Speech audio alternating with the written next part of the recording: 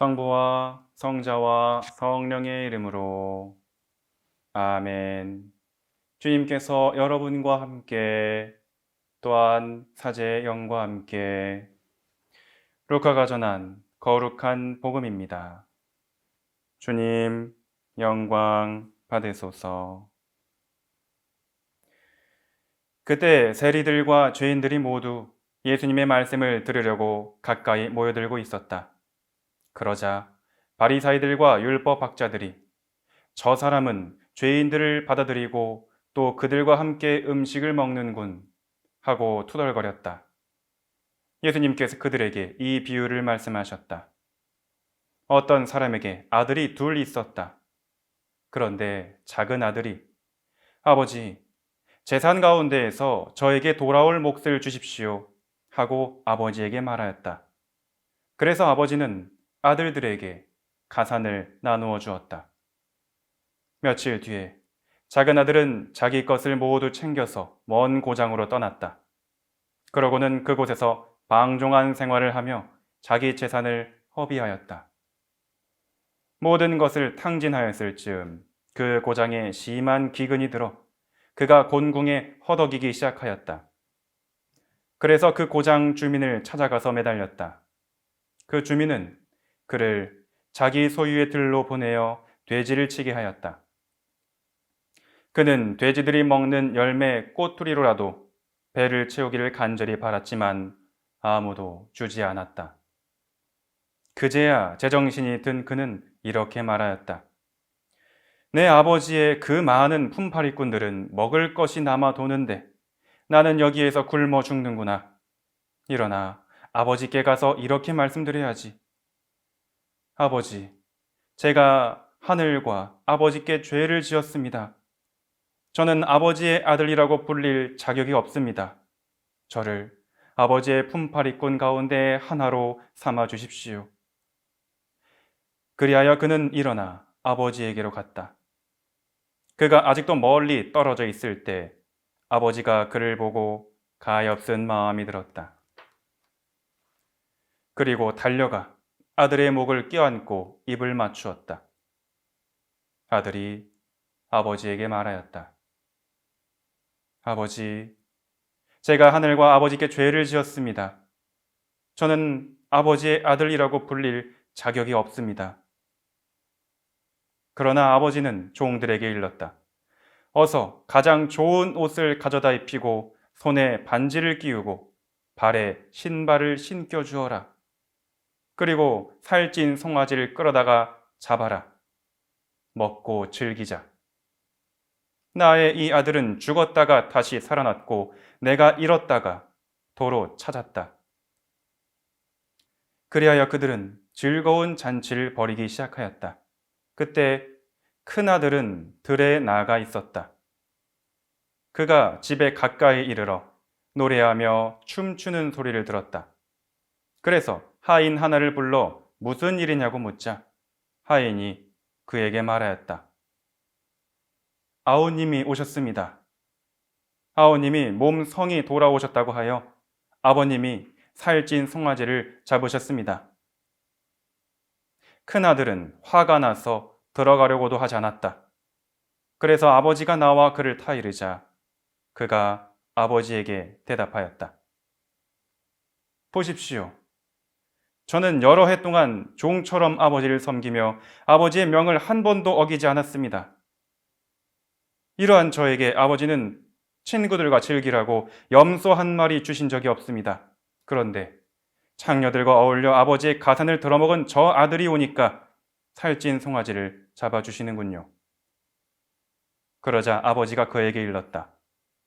얘야, 너는 늘 나와 함께 있고 내 것이 다 내 것이다. 너의 저 아우는 죽었다가 다시 살아났고 내가 잃었다가 되찾았다. 그러니 즐기고 기뻐해야 한다. 주님의 말씀입니다. 그리스도님 찬미합니다. 참 예수님, 여러분이 지금까지 저질러 왔던 잘못들 중에 가장 큰 잘못은 무엇인가요? 그리고 그 잘못 때문에 누가 가장 많이 아파했나요? 오늘 예수님께서 하신 말씀을 한번 따라가 보겠습니다. 복음에서 작은 아들은 아버지에게 자기 몫의 재산, 곧 앞으로 받을 유산을 미리 달라고 합니다. 아직 살아계신 아버지에게 그런 말을 하는 것만으로도 불효막심한데 심지어 그 가산을 가지고 멀리 도망가기까지 하죠. 그것도 순전히 자기만 잘 살기 위해서 말이죠. 그렇게 작은 아들은 가진 재산을 흥청망청 쓰다가 결국 망하게 되고 그제서야 자기 잘못을 뉘우치면서 아버지를 그리워하게 됩니다. 하지만 작은 아들은 차마 아버지의 아들이라고도 불릴 용기가 나지 않아서 종이 될 각오를 한 채 집으로 돌아갑니다. 그리고 그런 작은 아들을 아버지는 누구보다 따뜻하게 맞이하고 죄인을 위해서 큰 잔치를 벌입니다. 여기서 한 가지 재미있는 것은 그 모습을 바라보는 큰아들의 태도입니다. 큰아들은 자기 동생이 돌아와 잔치가 벌어진 집을 보고 화를 내면서 아버지에게 이렇게 말합니다. 보십시오. 저는 여러 해 동안 종처럼 아버지를 섬기며 아버지의 명을 한 번도 어기지 않았습니다. 이러한 저에게 아버지는 친구들과 즐기라고 염소 한 마리 주신 적이 없습니다.